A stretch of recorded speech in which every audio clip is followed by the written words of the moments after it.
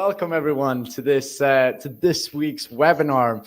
And we hope that you had a fantastic start to your day or evening, depending on where you're tuning in from in the world. And my name is Jesper Palmborg, and today I will be your moderator.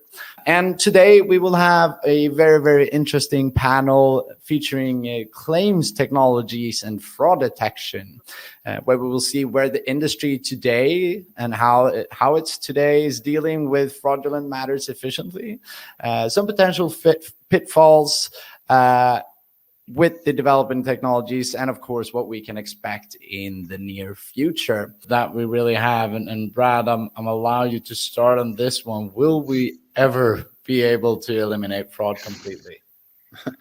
I want to answer in a perfect world, yes. Well, all fraud will be eliminated. But the reality is, again, we've kind of mentioned fraud is an evolving word, right? It's constantly changing.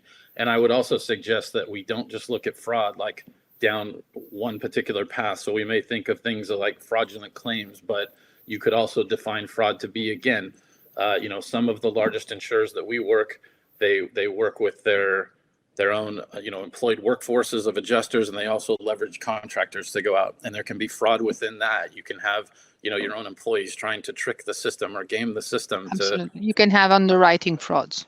You can have, there's multiple, right? I can have issues with my contractors where there's fraud being committed. So, fraud can, I don't want to sound too over the top, but fraud can be so rampant that we have to be vigilant in watching it from multiple angles. And that's one of the things you want to think about if you're looking at it from the solution provider standpoint. Is someone that I'm working with, or the technology that I'm working with, looking at it just beyond the, or are we dealing with fraudulent claims? Because there are many areas that you have to be able to understand and protect and prevent as it relates to that. So, yeah. Yeah, thank you for that. And Alessandra, you were touching, starting to touch on some points there as well. Yeah. But how do you view this? Well, I am definitely more pessimistic than Brad. I think the answer is no. As I said, we are always one step behind. The point is, are we one step behind or are we 10 steps behind? So we are, the closer we get, and the better it is, of course. So we have, as you correctly pointed out, we have been concentrating on claims fraud, but there's plenty of other areas where we could have fraudulent behavior or borderline behavior, because not always is really malicious, but is borderline. And again, are we going to sort of accept it, or are we going to prevent it? So I think one of the areas that we have been experiencing was quite surprising, actually, was the underwriting fraud.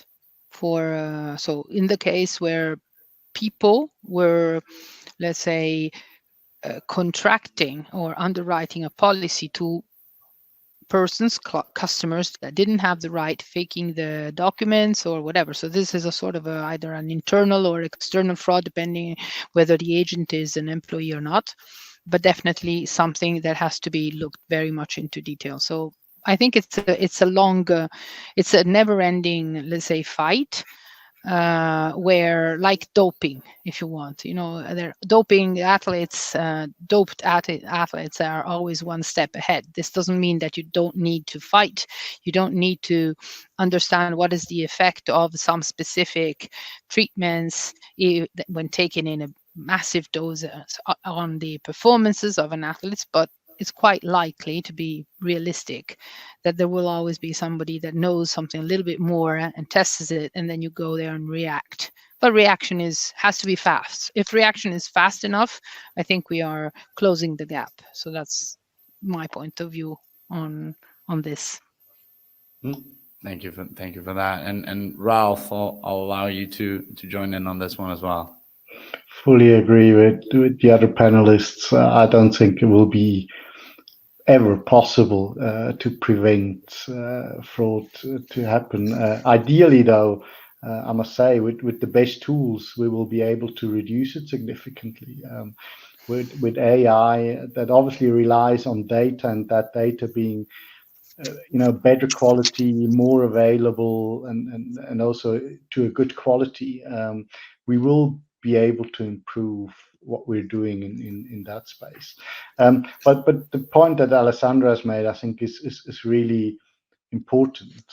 We are being rather reactive on that. So most of the solutions, whatever the solutions are, rules engines or AI, but they are being built as a result of the experience that we make in the fraud space, right? And also, that experience obviously leads to the angle that we're approaching this, and that will mean that whoever is committing fraud is always that famous one step ahead of ourselves, and the best we can do is react quickly and try to not only follow that one path, but explore all the others beside that, so we can tackle a wider space. And keep in mind, a lot of the fraud that we're seeing is, to me, some sort of dishonesty. It's not necessarily a criminal behavior.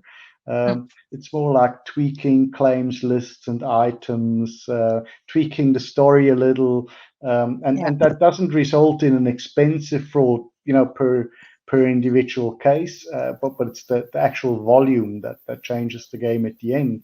But it's also a thing that isn't penalized by the police or by the courts, and as long as this is that way, it feels like speeding. I'm not saying doping to me is probably a lot more criminal to that, but speeding, who doesn't do it?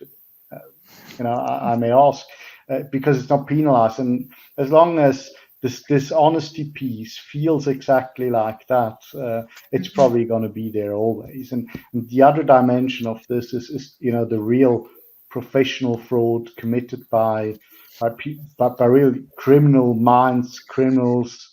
They actually live off that business model, right? And to get them off that business model or off that lifestyle, because they often have their only skills there, will be very difficult.